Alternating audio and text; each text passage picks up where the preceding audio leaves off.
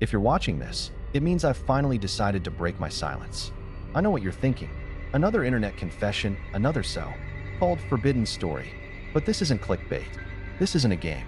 There are things in this world you're not supposed to know. This is one of them. I've kept this tape hidden for months. I've moved apartments twice, changed my number, deleted every trace of myself online. Still, sometimes I wake up in the middle of the night, convinced I hear someone or something outside my door. I know it's because of what's on this recording. I know it's because of what tWitch told me before he disappeared. You probably remember tWitch as the smiling, dancing DJ on Ellen's show.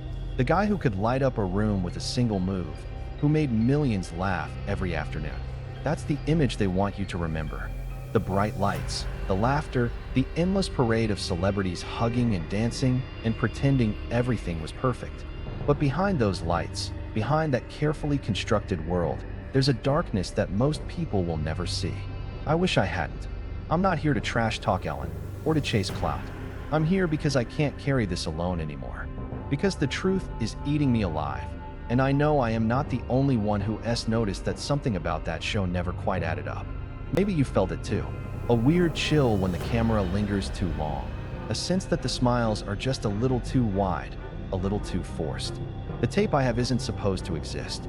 It's not a blooper reel or a behind the scenes prank. It's a recording tWitch made in secret, a desperate attempt to document what was really happening backstage. I've watched it exactly once, and I still see flashes of it every time I close my eyes. I'm not sure if sharing it will help, or if it'll just make things worse. But before I show you what's on the tape, you need to understand how I got involved.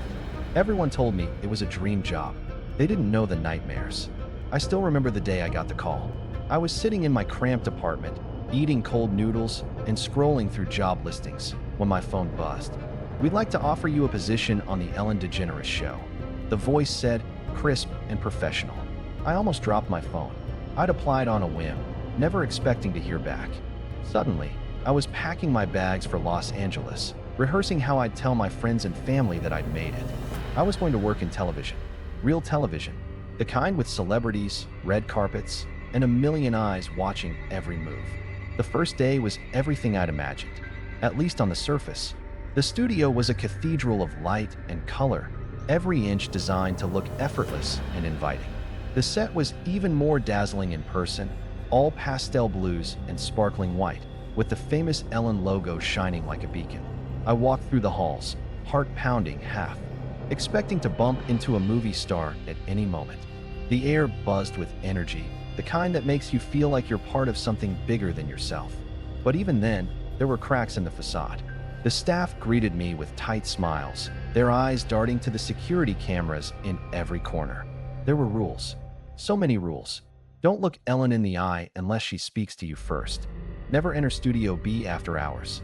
If you hear music playing when the set is empty, leave immediately and don't ask questions. I laughed at first, thinking it was some kind of hazing ritual. But no one else was laughing. I was assigned to the production team, shadowing a veteran named Lisa. She was friendly enough, but her hands shook when she handed me my badge. Just do your job, keep your head down, and you'll be fine, she whispered, glancing over her shoulder. I tried to brush it off, telling myself she was just stressed. But as the day went on, I noticed the way people moved. Quick, purposeful, always in pairs. No one lingered in the hallways. No one ever seemed to relax.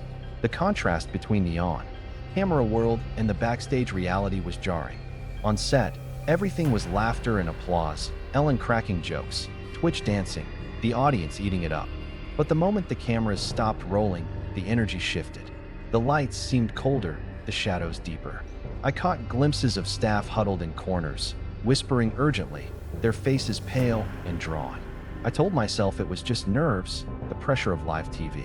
But deep down, I felt something else. A low, persistent hum of unease. And then there was tWitch. I'd admired him for years, and meeting him in person was surreal. He was just as charismatic as he seemed on screen, but up close, his smile looked strained, his eyes tired. He greeted me with a handshake, his grip a little too tight. "Welcome to the family," he said, but there was something in his voice that made me shiver, like he was warning me, or maybe apologizing. I tried to focus on the work, telling myself I was overthinking it. But as the day wore on, the sense of being watched grew stronger. Every laugh track, every burst of applause, felt like a mask hiding something rotten underneath. I started to wonder what I'd really signed up for. It was tWitch who first warned me that things weren't what they seemed. I didn't expect to talk to tWitch again so soon, but on my third day, he found me alone in the break room, staring at a vending machine that only seemed to take exact change. He moved quietly, almost like he was trying not to be noticed, and for a moment I wondered if I should say anything at all. But he smiled. His TV smile, the one everyone knew, and nodded at the machine. "Don't bother with the chips," he said, voice low. "They're always stale." I laughed, grateful for the normalcy, but he didn't laugh back. He just watched me, his eyes flicking to the security camera in the corner, then back to me. The silence stretched, heavy and awkward, until he finally spoke again. "You're new, right? Production team?" I nodded, suddenly self-conscious. "Yeah, I'm just trying to keep up." "It's a lot." He nodded, but his expression didn't change. "It's always a lot, especially here." He glanced at the door, then leaned in, lowering his voice to a whisper. "Listen, I know you're probably excited. Everyone is, at first, but you need to be careful. Don't trust the laughter. It's not real." I blinked, unsure if he was joking. "What do you mean?" He hesitated, then forced another smile, but it didn't reach his eyes. "Just pay attention. Watch how people act when the cameras are off. Notice who stays late, who leaves early. And if you ever hear music playing when the set's empty, just walk away. Don't look for the source. Don't ask questions." I tried to laugh it off, but his intensity made it impossible. "Is this some kind of initiation? Like, watch out for the ghost in Studio B?" He shook his head, the smile fading. "I wish it was that simple." He straightened, glancing at the clock. "Look, I know how this sounds, but you'll see. This place, it changes people. You start to forget what's real and what's just for show. Ellen, she's not what you think. None of this is." I wanted to ask more, but the door swung open and two producers walked in, their conversation dying the moment they saw us. tWitch's posture changed instantly. Shoulders back, smile wide, the perfect TV personality. He clapped me on the back, loud enough for everyone to hear. "Welcome to the team," he said, voice booming. "You're gonna love it here." The producers smiled, but their eyes were cold. I felt like I'd just failed a test I didn't know I was taking. After they left, tWitch lingered by the door, his hand on the knob. He looked back at me, his face serious again. "Just remember what I said, and if you ever need to talk, find me. But not here, not where they can see." He slipped out, leaving me alone with the hum of the vending machine and 1,000 questions. I tried to shake it off, but his words stuck with me. "Don't trust the laughter. It's not real." The rest of the day, I watched him on set, dancing, laughing, hyping up the crowd. He was magnetic, every move perfectly timed, every joke landing just right. But when the cameras cut, I saw the mask slip. His shoulders sagged, his eyes darted to the shadows. He barely spoke to anyone unless he had to, and when he did, it was always with that same forced cheerfulness. I started to notice other things, too. The way the staff avoided certain hallways. The way everyone seemed to flinch when Ellen walked by, even when she was smiling. The way the laughter from the audience sometimes sounded wrong. Too loud, too sharp, echoing long after the joke had faded. I told myself it was just nerves, that I was reading too much into things. But tWitch's warning echoed in my mind, growing louder with every passing day. I thought he was joking until the first incident happened. No one ever talks about what happened to that guest. But I saw it. It was supposed to be a typical taping. Celebrity interview, a few games, a dance break. The audience was packed, the energy high, and Ellen was in rare form, cracking jokes that had everyone in stitches. I was stationed just off stage, headset on, clipboard in hand, trying to look like I belonged. The lights were so bright it felt like standing in the center of the sun, and the laughter from the crowd was almost deafening, a tidal wave of sound that made my skin prickle. The guest that day was a young actress, someone I'd seen in a few movies but couldn't quite place. She was nervous, fidgeting with her hands as Ellen introduced her, but she smiled gamely and played along with the banter. Everything seemed normal, at least as normal as things ever got on that set. Then, right in the middle of a story about her latest film, the lights flickered, just for a second, but enough to make everyone pause. The audience laughed, thinking it was part of the act, but I saw the way the actress's eyes darted upward, wide and uncertain. Ellen didn't miss a beat, launching into another joke, but her smile looked brittle, almost strained. That's when I saw it. A shadow, moving along the back wall of the set. It was quick, almost too quick to notice, but it was there. It didn't move like a person. It slid, stretching and shrinking, flickering in and out of the light. I blinked, thinking it was a trick of the stage lights, but when I looked again, it was gone. The actress's voice faltered. She glanced over her shoulder, her face pale. The laughter from the audience swelled, louder and louder, until it felt like it was pressing in on me from all sides. I looked at the other staff, expecting confusion or concern, but they were all stone. Faced, eyes fixed on the stage, hands gripping their clipboards a little too tightly. Then, without warning, the actress collapsed. She crumpled to the floor, her microphone clattering against the stage. The audience gasped, but the sound was quickly drowned out by the music. Loud, jarring, the same upbeat tune they always play during commercial breaks. Ellen stood up, her face unreadable, and waved to the crowd. "Looks like we're going to take a quick break. Folks," she said, her voice bright and cheery. "Don't go anywhere." The lights dimmed, and a swarm of staff rushed the stage. I expected panic, chaos, someone calling for help. But everything was eerily controlled. 2 men in black suits lifted the actress and carried her off stage, her head lolling limply. A woman in a headset whispered something to Ellen, who nodded and smiled, already turning back to the audience as if nothing had happened. I tried to follow, but Lisa grabbed my arm, her grip iron. "Tight. Stay here," she hissed, her eyes wide with something like fear. "Don't get involved." I watched as the audience was ushered out, their laughter fading into confused murmurs. The set emptied in minutes, leaving only a handful of staff and Ellen, who stood in the center of the stage, staring at the spot where the actress had fallen. For a moment, I thought I saw her lips moving, whispering something I couldn't hear. When I finally broke free from Lisa's grip and made my way backstage, the actress was gone. No ambulance, no paramedics, nothing. Just a few staff members wiping down the floor, their faces blank. I asked what happened, but no one would meet my eyes. "She's fine," someone muttered. "Just fainted. Happens all the time." But I knew that wasn't true. I'd seen the way her body twisted as she fell, the way her eyes rolled back, the way the shadow seemed to linger just behind her. I tried to find her name on the call sheet, but it had been erased, replaced with a blank space. When I checked the footage later, the entire segment was missing, cut out, as if it had never happened. That night, I lay awake replaying the scene over and over in my mind. The laughter, the lights, the shadow. The way everyone seemed to know exactly what to do, as if they'd rehearsed it 100 times. I started to wonder how many other incidents had been covered up, how many other guests had vanished without a trace. After that, tWitch started avoiding me, but I couldn't let it go. Curiosity is a disease. It starts as a tickle in the back of your mind, a whisper that says, "Just one more look." After the incident with the actress, that whisper became a roar. I couldn't shake the feeling that something was deeply wrong, that what I'd seen was just the tip of something much darker. The more I tried to ignore it, the more it gnawed at me.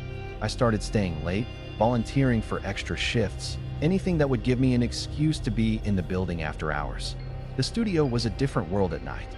The bright, welcoming colors faded into a sickly gray, and the laughter that filled the air during the day was replaced by a heavy, suffocating silence.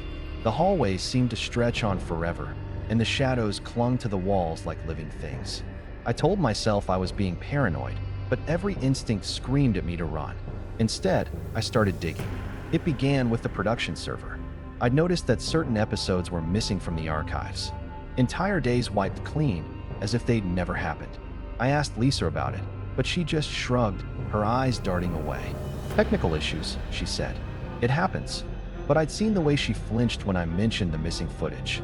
One night, after everyone had left, I slipped into the control room. The door was supposed to lock automatically, but someone had wedged a piece of tape over the latch. Inside, the room was cold, the monitors casting eerie blue light across the consoles. I sat down at the main computer and started searching. Most of the files were what you'd expect: raw footage, scripts, schedules. But then I found a folder buried deep in the directory, hidden behind layers of innocuous names. It was labeled, in all caps, "Do not open." So of course I opened it. Inside were dozens of video files, each labeled with a date and a single word: ritual. The earliest was from years ago, long before I'd joined the show. I clicked on the first one, my heart pounding. The footage was grainy, shot from a fixed camera in Studio B. The set was empty except for a small group of people. Ellen, tWitch, and a handful of staff I didn't recognize. They stood in a circle, holding hands, their faces lit by a single, flickering candle. Ellen was speaking, her voice low and rhythmic, almost like a chant. The others repeated her words, their voices blending into a strange, hypnotic hum. As the chant grew louder, the shadows in the room seemed to pulse and shift, coiling around the group like smoke. Suddenly, the camera glitched, the image warping and distorting. When it cleared, Ellen was staring directly into the lens, her eyes black and bottomless. The video cut out. I sat back, my skin crawling. I opened another file, this one from just a few months ago. The same ritual, the same circle, but this time there was someone else in the center. A staff member, trembling, eyes wide with terror. Ellen placed her hands on their shoulders, whispered something in their ear. The staff member collapsed, and the others dragged them out of frame. The video ended. I scrolled through the files, each one more disturbing than the last. Sometimes it was a guest in the center, sometimes a staff member. Always the same chant, the same darkness creeping in at the edges of the frame. In the last video, the camera caught a glimpse of something else. A figure standing just outside the circle, its face twisted into an impossibly wide smile. The file was labeled The Smiling One. I slammed the laptop shut, my hands shaking. I felt sick, dizzy, like I'd just glimpsed something I was never meant to see. I tried to tell myself it was a prank, some elaborate inside joke, but I knew better. The fear in those people's eyes was real. The next day, I tried to act normal, but I could feel eyes on me everywhere I went. Lisa cornered me in the hallway, her face pale. "You need to stop," she whispered. "You don't know what you're getting into." I tried to play dumb, but she shook her head. "They watch everything. The cameras, the mics, they're always listening. If you keep digging, you'll end up like the others." I wanted to ask who the others were, but she was already gone, disappearing into the crowd of staff moving like ghosts through the halls. That night, I found a note slipped under my door. It was a single sheet of paper, the words scrawled in shaky handwriting. "The Smiling One sees you." I barely slept. Every time I closed my eyes, I saw that twisted grin, those empty eyes staring back at me from the darkness. I started to wonder if I was losing my mind, if the stress and paranoia were finally getting to me. But then my phone buzzed. A message from an unknown number. It was tWitch. That's when tWitch reached out to me again. This time, in a panic. The message was short, frantic. "Meet me. Parking garage. Level 3. Midnight. Come alone." No name, but I knew who it was. I almost didn't go. Every instinct screamed at me to stay home. Lock the doors. Forget everything I'd seen. But curiosity is a disease, and by then, it was already terminal. The parking garage was empty, echoing with the distant hum of the city. I found tWitch pacing between two concrete pillars, hood up, hands jammed deep in his pockets. He looked nothing like the man I'd watched on TV. He looked older, haunted, his eyes darting to every shadow. "You came," he said, voice barely above a whisper. Thank God. I tried to keep my voice steady. "What's going on? Why all the secrecy?" He glanced around, then pulled out his phone. "I don't have much time. They're watching me. They're probably watching you, too. But you need to see this. You need to know what's really happening." He handed me a battered flash drive, his hands trembling. "I've been recording everything. Every ritual, every meeting, every thing that shouldn't exist. I thought if I had proof, I could protect myself. But it's not enough. Nothing is." He looked at me, and for the first time, I saw real fear in his eyes. "Promise me you'll watch it. All of it. And if anything happens to me, if I disappear, get it out. Make people see." I nodded, swallowing hard. "I promise." He hesitated, then pressed play on his phone. The screen flickered to life, showing a grainy video. tWitch, sitting in a dark room, his face half, lit by the glow of a single lamp. His voice was shaky, desperate. "If you're hearing this, it means I'm already gone." The recording began. "I don't know how much time I have left. I don't know if anyone will believe me, but I have to try." He took a shaky breath, glancing over his shoulder. It started small. Little things. Lights flickering, cold spots, weird noises after hours. I thought it was just an old building, nerves, whatever. But then the dream started. The same dream, every night. Ellen standing in the center of the stage, surrounded by shadows. She'd look at me, and her smile would just keep growing. Too wide, too many teeth. He paused, rubbing his eyes. I tried to quit. I tried to walk away. But every time, something stopped me. A call from my agent, a new contract, a bonus I didn't remember signing for. It was like the show wouldn't let me leave. The video cut to another clip. Security footage, timestamped 3:13 a.m. The studio was empty, but the lights were on. Ellen stood in the center of the stage, alone, her back to the camera. As the seconds ticked by, shadows gathered around her, swirling and twisting. She began to dance, slow and unnatural, her limbs bending at impossible angles. The shadows moved with her, growing darker, thicker, until they swallowed her whole. The screen went black. The next clip was audio only. Tense breathing, footsteps echoing down a hallway. TWitch's voice, whispering, "They're here. I can hear them. The smiling one is close. If I don't make it out." A crash, a scream, then silence. The final video was the worst. TWitch sat in front of the camera, tears streaming down his face. I found out what she is, what the show really is. It's not just a talk show. It's a ritual. Every episode, every laugh, every dance. It's all part of it. Feeding something, keeping it alive. He held up a piece of paper covered in frantic scribbles. Symbols, names, dates. Ellen made a pact. Years ago. For fame, for power. She promised them laughter, energy, souls. That's why the audience is always packed, why the staff never leaves. We're all part of it. We're all fuel. He looked straight into the camera, his voice breaking. If you're watching this, you're part of it now, too. The smiling one sees you. It never stops. It never lets go. The screen flickered, and for a split second, I saw something behind him. A face impossibly wide, grinning from ear to ear, eyes black as voids. The video ended. I stared at the phone, my hands numb. TWitch watched me, his face drawn and desperate. "Do you believe me now?" he whispered. I nodded, unable to speak. He wiped his eyes, glancing around the garage. "I can't do this anymore. I can't keep pretending. I have to get out. I have to." A car door slammed somewhere above us, and TWitch flinched. He shoved the flash drive into my hand. "Go. Now. Don't look back. Don't trust anyone. Not even me." I wanted to help him, to say something, but he was already backing away, disappearing into the shadows. I stood there, heart pounding, clutching the flash drive like a lifeline. He begged me to help him escape, but it was already too late. The next morning, TWitch was gone. No warning, no goodbye, not even a cryptic text. His dressing room was locked, his name scrubbed from the call sheet, his signature hat missing from its usual hook. I asked around, trying to sound casual, but the answers were always the same. Shrugs, forced smiles, a rehearsed line. "He's on vacation. Needed a break. You know how it is." But I knew that wasn't true. I'd seen the panic in his eyes, the way he depressed the flash drive into my hand like it was the only thing keeping him alive. I'd heard the fear in his voice, the desperation. And then there was the blood. It was just a smear, barely visible, on the floor outside the emergency exit near the parking garage. Someone had tried to clean it, but the stain lingered, dark and sticky. I knelt down, heart pounding, and touched it with my finger. It was still tacky, not yet dry.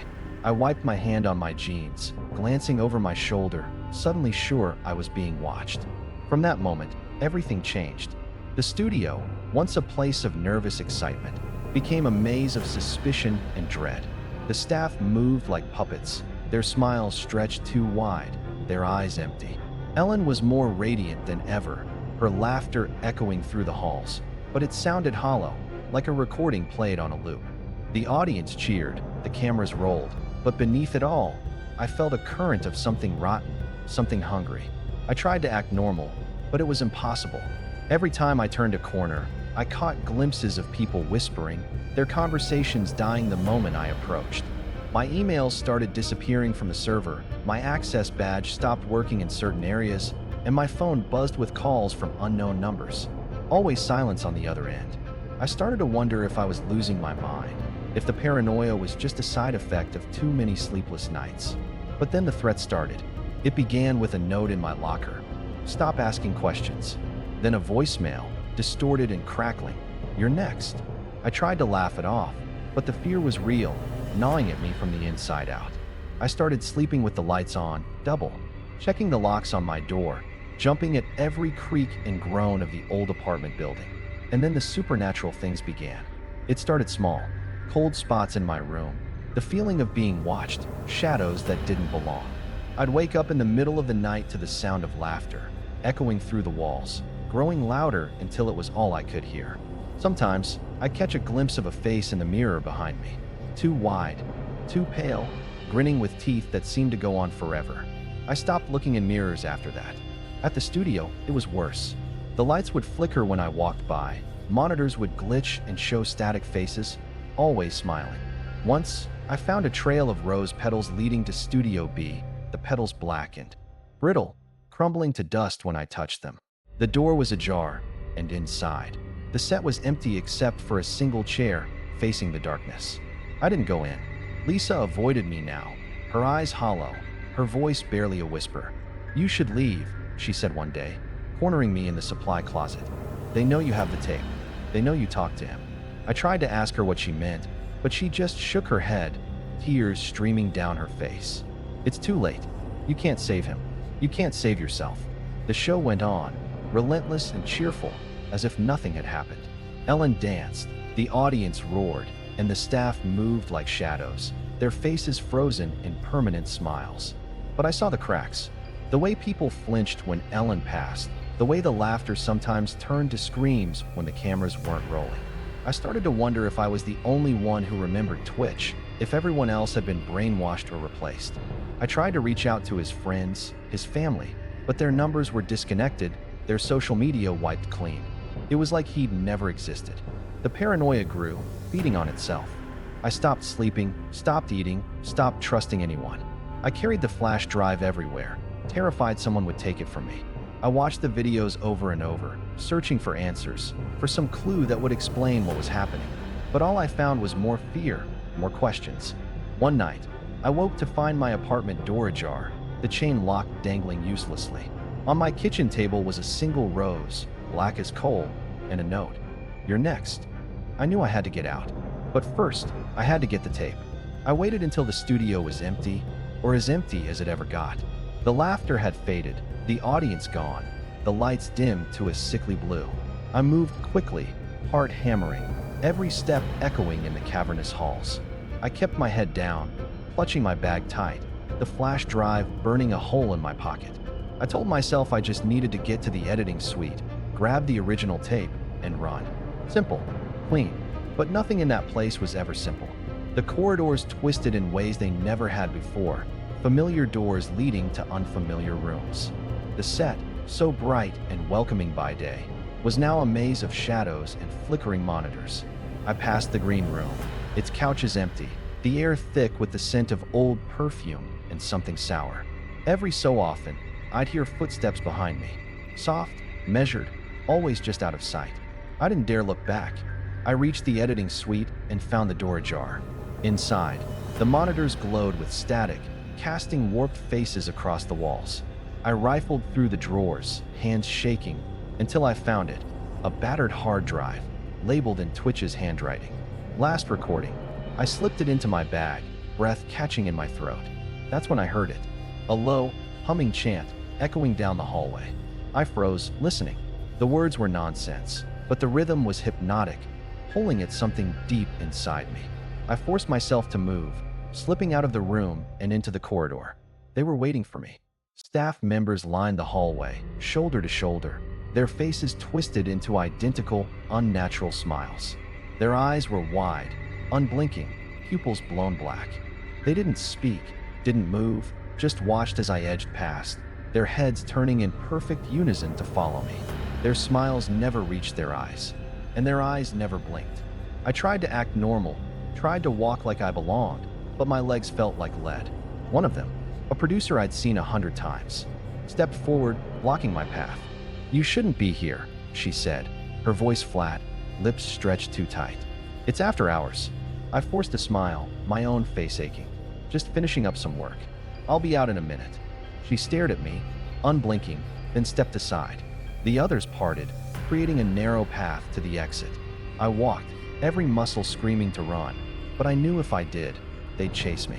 I could feel their eyes on my back, cold and hungry. As I reached the lobby, The lights flickered, plunging the room into darkness. The chanting grew louder, filling my head with static. I stumbled, disoriented, and saw them. Shadows moving along the walls, faces grinning from the darkness, mouths too wide, teeth too sharp. The smiling one was there, just out of sight, its presence pressing against my mind like a vice. I ran. The exit was just ahead, the red glow of the sign a beacon in the gloom.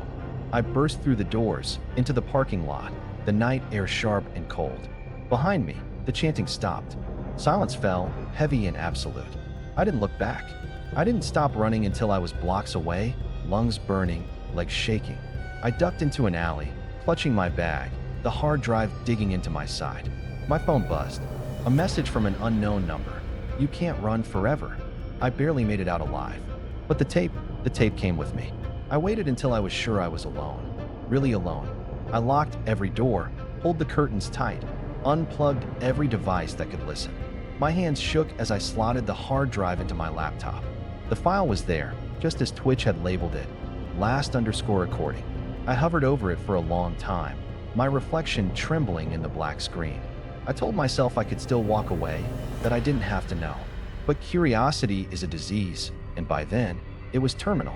The video opened with static, the image flickering before resolving into the familiar backstage hallway. Twitch was holding the camera, his face pale and drawn, sweat beading on his forehead. He whispered into the lens, voice barely audible. "If you're still watching, it's already too late for you." He moved quickly, glancing over his shoulder, the camera jerking with every step. The hallway was empty, but the air felt thick, heavy with something unseen. He passed the green room, the dressing rooms, the door to Studio B. Every so often, he'd pause, listening, his breath coming in short, ragged gasps. He stopped outside Ellen's dressing room. The door was slightly ajar, a thin line of light spilling into the hall. He hesitated, then pushed it open. Inside, Ellen sat at her vanity, back to the door, humming a tune that made my skin crawl. The room was filled with bouquets of black roses, their petals curling at the edges. The air shimmered, as if the space itself was bending around her. Twitch cleared his throat. "Ellen, we need to talk." She didn't turn. "You shouldn't be here, Stephen." He stepped closer, the camera trembling. "I know what you've done. I know about the rituals." The smiling one. All of it. Ellen's reflection in the mirror smiled, but her face didn't move. The smile grew wider, stretching impossibly, splitting her cheeks. Her eyes darkened, pupils swallowing the whites. "You know nothing," she said, her voice layered, echoing with something ancient and hungry. Twitch's hand shook. "I'm done. I'm leaving. I'm not going to be part of this anymore." Ellen finally turned, her movements jerky, unnatural. Her body seemed to flicker, as if she were made of static and shadow. "You can't leave, Stephen. You're part of the show. You always will be." The camera glitched, the image warping. For a moment, Ellen's face split into 1,000 grinning mouths, each one whispering secrets I couldn't understand. The walls pulsed, the black roses twisting and writhing like snakes. Twitch backed away, the camera swinging wildly. "Stay away from me," he gasped. Ellen rose from her chair, her body stretching, limbs elongating, her smile growing until it split her face in half. Shadows poured from her mouth, filling the room, crawling up the walls and across the floor. The chanting began, low and guttural, echoing from everywhere and nowhere. Twitch ran, the camera bouncing as he fled down the hallway. The lights flickered, the shadows chasing him, reaching for him with long, grasping fingers. He stumbled, fell, the camera skidding across the floor. For a moment, the lens caught Ellen's face. No longer human, but a mask of teeth and darkness, eyes like bottomless pits. He crawled, sobbing, toward the exit. The chanting grew louder, the shadows closing in. The last thing the camera captured was Twitch's face, twisted in terror as a hand. Pale, too many, jointed, ending in claws, closed around his ankle and dragged him back into the darkness. The screen went black, but the audio kept going. A voice, layered and inhuman, whispered, "If you're still watching, it's already too late for you. The smiling one sees you. The show must go on." The file ended. My laptop screen reflected my own face, pale and shaking, eyes wide with horror. I sat there for a long time, unable to move, the words echoing in my head. I could still hear the chanting, the laughter, the sound of claws scraping across the floor. I shouldn't have watched it. But now you have, too. I wish I could say it ended there. That I closed the laptop, burned the hard drive, and walked away. But the truth is, you can't unsee what's been seen. You can't unhear the laughter once it's inside your head. The curse doesn't care about distance or disbelief. It spreads through knowledge, through stories, through the act of watching. And now, it's found you. The days since I watched the tape have blurred together. I barely sleep. When I do, I dream of endless hallways, of smiling faces pressed against the glass, of Ellen's voice echoing in the dark.